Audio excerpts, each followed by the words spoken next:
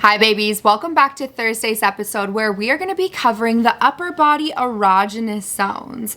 Nowadays, we are so focused on that fast stimulation to climax that we forget about the whole journey of pleasure. Now, the biggest complaint that I hear from females or vulva owners is that they're not being seduced enough, that they feel that their pleasure is being rushed. Now, I know for myself, if I had this happening to me, which I have in the past, it really drops your sex drive. It makes you less likely to want to engage with your partner. And when you do engage with your partner, the pressure that we feel for performing is absolutely insane, which is also going to drop your sex drive because you are no longer in your body, you're in your head, and then you're missing out on those pleasures, on those sensations. So in this video, I wanted to do a little bit of Ezone pleasure mapping. This is a really great way to deepen your connection with your partner and really experience those sensations that revolve around pleasure and arousal. So whether you're here to relight an old flame or give a new flame some deeper connection, then you have definitely come to the right place. And also, if you're sitting there thinking, Miranda, I can't do this, I actually don't have a partner. No, you actually can do this. And one of the most beautiful things about pleasure mapping is that you can do it on yourself to learn your own body and really take away that pressure that you might receive from a partner. But with whatever road you choose, whether it be with a partner or whether it be solo, this is going to be an adventure that you are going to want to take. But first things first, I want to talk a little bit about our sponsor, PROMESCENT. Have you ever thought that you might benefit from a performance medication such as Viagra or Cialis, but perhaps you're too nervous or you feel like you can't connect to your family physician about it? Well, PROMESCENT has just helped you cut that out with a fast, online, convenient option. Answering a series of just 10 questions, followed up with a free online visit from a licensed US physician, just to figure out which one is better for you. And like I stated, they have just launched the generic version of Viagra, coming in a 50 milligram dosage or 100, being taken on demand, while they also offer a generic version of Cialis as well, coming in a daily dosage of 5 milligrams and an on-demand dosage of 20 milligrams. Now, if you'd like to try them out, there is definitely a one-time purchase option. But when you sign up for a quarterly plan, you get a $50 discount when you sign up using the code PLEASURE50, delivered once every 3 months, with the average price being around $150 for that quarterly plan with my $50 discount code. Plus, you have free shipping and you have discreet packaging on your prescription. And you can cancel anytime. There is no commitment required. So what do you have to lose? Grab your consult, click that link down below, and don't forget to use the code PLEASURE50 when you sign up for your quarterly plan.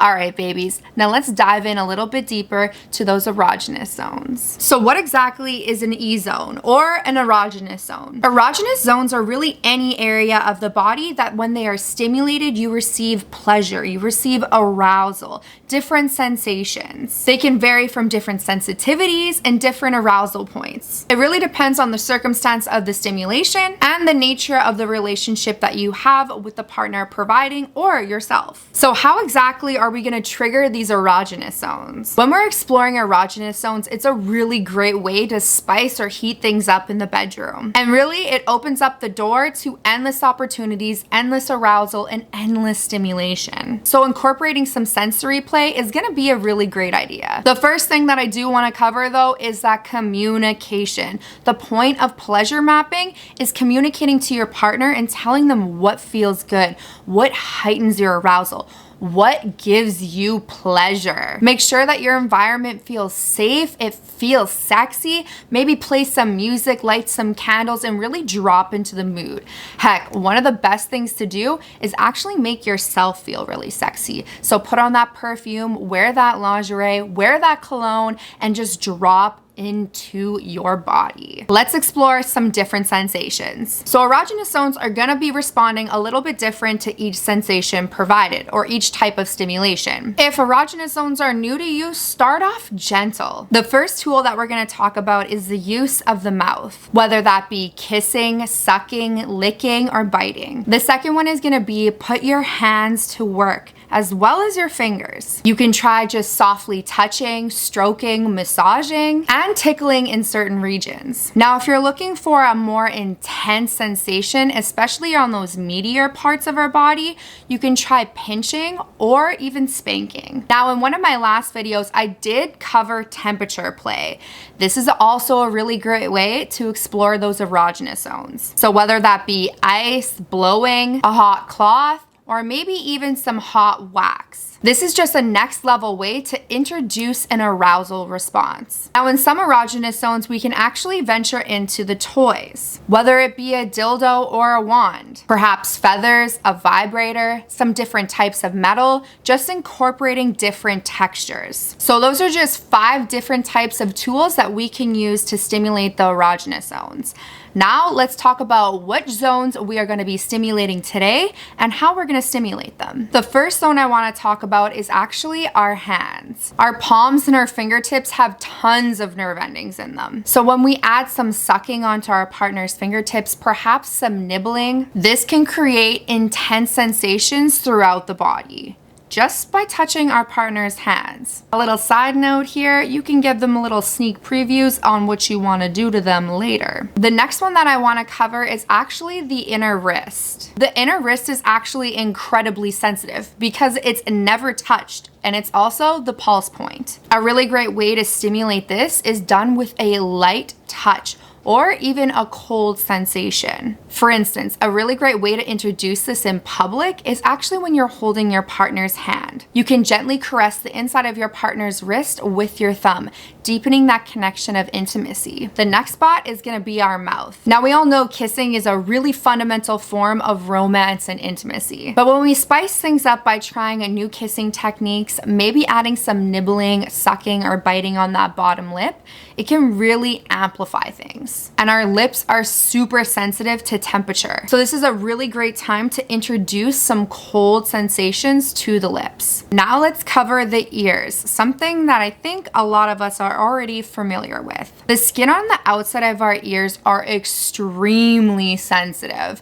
Hence why when we get that sucking or the kissing around the earlobe, it kind of makes us have a full body chill, or it can even tickle us. But there is an arousal point here. The ear is an extremely common erogenous zone, but more complex than most of us may think. So when we add that kissing, that licking, the biting, or the nibbling, it can really turn your partner on. And a really great tool to use when you're trying to seduce your partner. Now, on the inside of the ear, there are hundreds of sensory receptors. Those are the exact receptors that turn those vibrations of whispers and ear blowing into those full body tingles. The next one I want to cover is actually going to be the neck.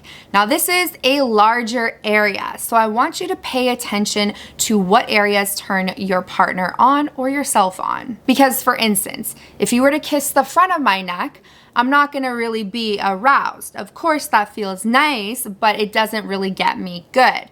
However, when you tease the side of my neck or the back of my neck, that's what gets me going. That's my point of arousal, just for reference. So when we navigate this region, we want to be really receptive and responsive to our partner, letting them know what feels good in that area. Try brushing the neck gently with your fingertips, moving away the hair off the neck if it sits there. Then you can incorporate some light sucking and some kissing, but be careful with the sucking because you can get hickeys really quick, and that's just like not the vibe that I'm trying to do. But if that's your vibe, go for it. The next one that I want to cover is actually your scalp. Playing with your hair and massaging your scalp is more than likely to actually wake up some nerve endings throughout your body. But when somebody else plays with your hair, when they brush your hair, when they give you a scalp massage, or maybe even those head scratches, it just hits different. And we can't forget about that hair pull. If it's done right,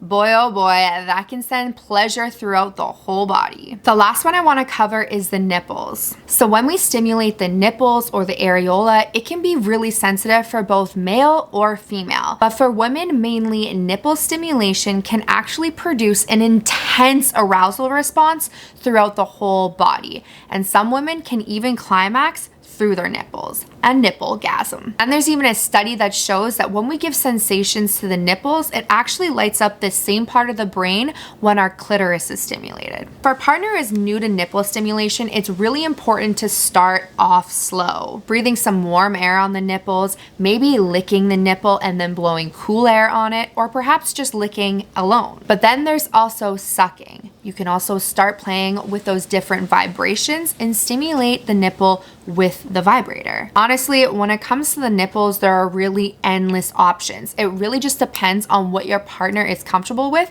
and what they are willing to try. When it comes to stimulating those erogenous zones, it is really important that we are communicating and we trust our partner. Sensory play requires you to be present with your partner and tell them what feels good and what doesn't feel good. This is the beauty about learning about pleasure together. What excites you and what doesn't excite you. And if you decide to ride the journey of exploring your erogenous zone solo, then make sure you take note of what's present in your body when you're doing so that the next time you're with a partner, you can tell them the spots that feel really good and the spots that you want them to avoid. All right, babies, if you like the style of content that I produce and you want to support me, you can do so by purchasing a Moody merch hoodie by clicking the link down below. After that, you will be gifted one free month of Patreon, which is launching in this month, and then also you will receive a chance of winning a one-on-one coaching session with me. All right, babies, I will see you on Monday for another special episode. Cheers.